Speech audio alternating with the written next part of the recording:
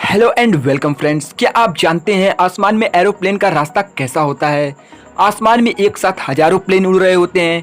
इनका traffic system क्या होता है, या पायलट जहाज को ऊपर नीचे दाएं और बाएं किस तरह करता है? तो आज की इस वीडियो में हम बात करने वाले हैं एरोप्लेन के बारे में। तो जानेंगे सब कुछ, बने रहिए हमारे साथ। तो चलिए शुरू करते हैं।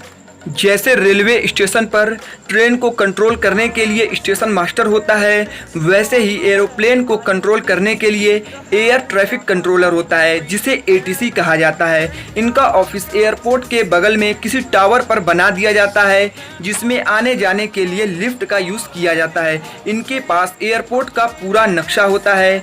एटीसी ऑफिस दो पार्ट में होते हैं। ऊपर वाले पार्ट में वो लोग बैठे होते हैं जो एयर ट्रैफिक को कंट्रोल कर रहे होते हैं, और नीचे वाले पार्ट में वो लोग बैठे होते हैं जिनको ड्यूटी करने ऊपर जाना होता है। इनका ऑफिस इस तरह बनाया जाता है जिससे ये एयरपोर्ट को अपने कंप्यूटर स्क्रीन और सामने विंडो में से भी देख सकते हैं। तो आइए समझते हैं एटीसी को एरोप्लेन की लोकेशन और फुल डिटेल्स कैसे मिलती है।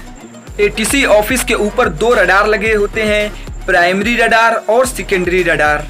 एरोप्लेन में पायलट जहां पर बैठता है उसे कॉकपिट कहते हैं। कॉकपिट में जहाज की फुल इंफॉर्मेशन होती है, जैसे जहाज कितनी ऊंचाई पर उड़ रहा है, जहाज का साइज, जहाज की स्पीड, जहाज कहां से आ रहा है या फिर उसे जाना कहां है। ये सारी इंफॉर्मेशन कॉकपिट में लगे ट्रांसपोंडर की मदद से सेकेंडरी रडार को मिलती है, और सेकेंडरी रडार सारी जानकारी एटीसी ऑफिस में लगे कंप्यूटर सिस्टम को भेज देता है, जिससे एटीसी को उसके एयरपोर्ट पर आने जाने वाली सभी एरोप्लेन की पूरी जानकारी होती है। इसके अलावा सभी एरोप्लेन में एक स्वैप कोड होता है, जो सिचुएशन के हिसाब से पायलट चेंज करते रहते हैं। जैसे प्लेन में कोई खराबी है तो वो अपने ट्रांसपोंडर में 7600 भर देगा।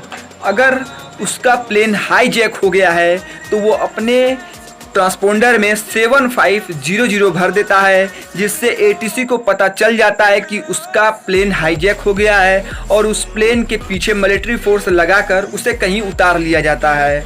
और जब प्लेन रनवे के 5 या 7 किलोमीटर करीब पहुंचता है, तब वो रनवे पर लगे डिवाइस से कनेक्ट हो जाता है। तब वो अपने ट्रांसपोंडर में 1200 भर देता है, जिससे एटीसी निश्चिंत हो जाता है कि प्लेन रनवे पर लगे अन्य डिवाइस के संपर्क में आ गया है। अब वो प्लेन को सेफ्टी लैंड करा देगा। जब जहाज टेक ऑफ करता है तो वो रोल या बेंड करता है, तो इसको स्टेबल रखने के लिए या बराबर रखने के लिए एलेरोन का यूज़ किया जाता है, जो जहाज के विंग्स में लगे होते हैं। जब पायलट एरोप्लेन के हैंडल, जिसे टेक्निकल भाषा में योक बोला जाता है, उसको लेफ्ट की तरफ करता है तो लेफ्ट एलेरोन ऊपर हो जाते हैं और राइट एलेरोन नीचे हो जाते हैं। जब पायलट योक को राइट की तरफ करता है तो राइट एलेरोन ऊपर हो जाते हैं और लेफ्ट एलेरोन नीचे हो जाते हैं, जिससे जहाज स्टेबल बना रहता है। जहाज का आगे का हिस्सा भारी होता है और पीछे का हिस्सा हल्का होता है, तो जहाज को बराबर रखने के लिए दो स्टेबलाइजर का प्रयोग किया जाता है। ये जो खड़ा स्टेबलाइजर है इसको वर्टिकल स्टेबलाइजर कहा जाता है, और ये जो दो पट स्टेबलाइजर हैं इनको हॉरिजेंटल स्टेबलाइजर कहा जाता है।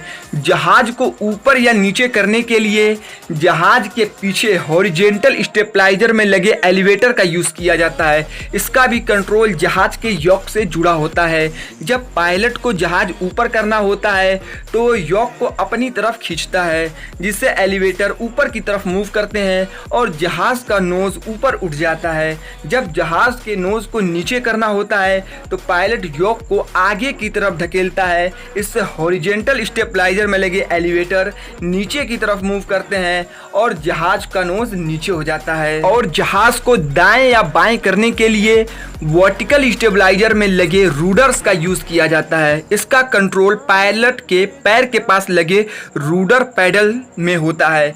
जब पायलट लेफ्ट रूडर पैडल को प्रेस करता है या दबाता है तो एरोप्लेन लेफ्ट की तरफ घूम जाता है, और जब राइट वाला दबाता है तो एरोप्लेन राइट की तरफ घूम जाता है। अगर जहाज की स्पीड कम करने के लिए ब्रेक सिस्टम की बात की जाए तो इसमें 2-3 पार्ट्स काम आते हैं, जैसे स्पॉइलर। जब जहाज लैंड करने के बाद रनवे पर दौड़ रहा होता है तो जहाज के विंग में लगे स्पॉइलर ऊपर की तरफ खुलते हैं।